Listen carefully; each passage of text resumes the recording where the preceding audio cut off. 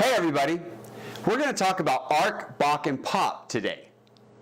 Wait, Professor, we already had videos on ARC, BOC, and POP. I know, but somebody's asked, what makes them different?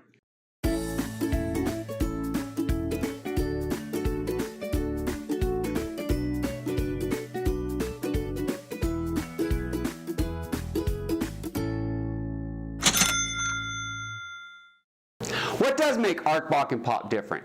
What makes ARC, BOC, and POP different is really more or less in how they're used. And follow me with this. If we look at ARC, it's an accounts receivable conversion. And in accounts receivable conversion, it means that I am providing a source document. Remember, it's not a check, but it is a check, but it's not a check. I'm providing my source document, and that source document is then being converted to an ARC.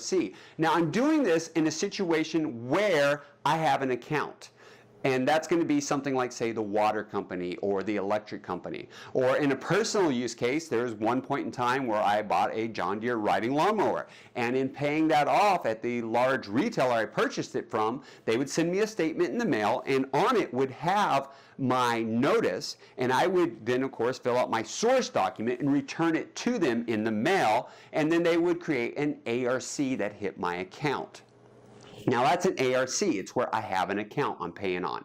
Now if we go to back office conversion or a BOC, that's going to be more in a retail environment. In fact, one of the largest creators or originators of BOCs is going to be that large retailer that's represented by a big red dot with a red circle around it. Yeah, you're on target if you know who I mean. Now they will take a check from you, but they take the check and they actually put it underneath the drawer. And they do this at all their locations, all their checkout stands, I should say, in a location. And then they take those in the back office at the end of the day, and they scan them in, and they create BOCs. Now, in a BOC environment, I don't have an account there.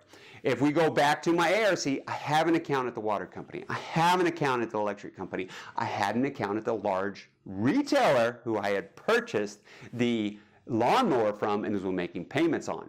But generally, when I walk into a retail store, I don't necessarily have an account. And there's no telling what I'm going to be making a purchase of. So there's some differences there. Plus, with the BOC, remember we had the additional requirement of a phone number. The retailer's phone number has to be there in addition to the notice.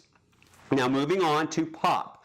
Our POP, or point of purchase, it's a little bit different. It's going to be a large retailer. In fact, you know, Wally's World's one of the largest retailers out there that's still using POP.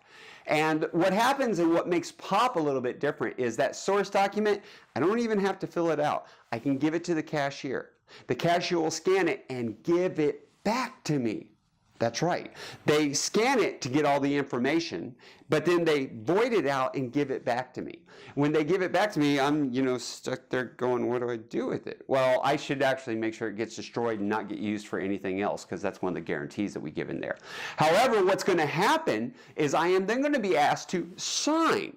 There will be a notice, though, right beside where I sign. There's usually that little placard that's sitting there right there pointing straight up in the air. But it's right beside the machine. If you go check this out, trust me, it's there. You ought to go see, though. And that's where I'll sign, and then a written authorization will actually be given to me. Now, where's that written authorization? Usually, or what I've seen from my experience, is it gets printed on the back of the receipt. So I get my receipt for the purchase I just made, and if I were to flip it over and look at the back, there will be my signed copy of the written authorization. Now that's really the big differences between ARC, BOC, and POP. If I had it my way, there'd just be one SEC code for all check processing. I call it CHK, but that's not how it works. If you are studying for the AP exam, make sure you understand all the differences between the different SEC codes. And if you have any other questions about ARC, BOC, or POP, or any of the SEC codes, just send me a message. That would be to kevin@paymentsprofessor.com. You can send me something on LinkedIn or put something in the comments below. Thank you for attending. Look forward to seeing you in future videos.